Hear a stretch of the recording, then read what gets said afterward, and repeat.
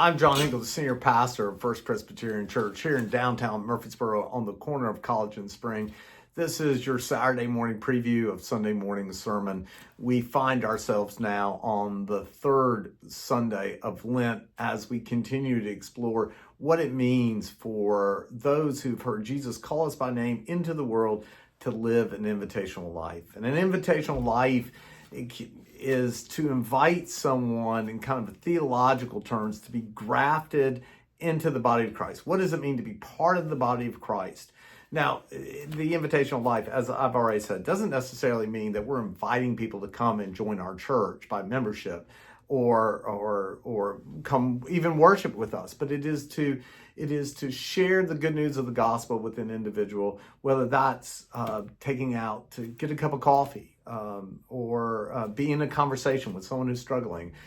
We had so many people invite their friends and family to the chili cook-off, invitational life. Well, this Sunday we're going to look at another moment when Jesus invites someone to come and follow him, and it is the disciple Matthew. Matthew is a tax collector. Matthew, unlike Peter, James, Andrew, and John, is probably not very well respected. In fact, I know he's not well respected. No one likes tax collectors because they collect taxes for Rome in order for Rome to occupy Palestine, to occupy the land of the Jewish people. And still, Jesus offers him the invitation. And I love it.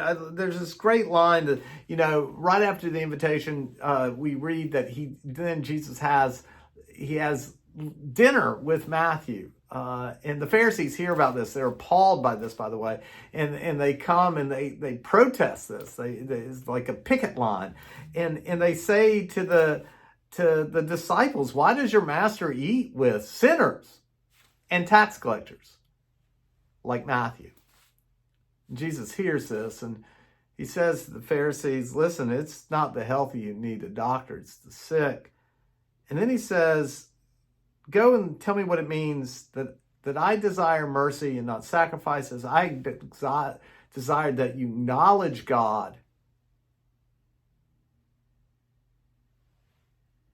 What we don't recognize in this moment, because I think we bypass it, is those words that Jesus uses actually come from the prophet Hosea.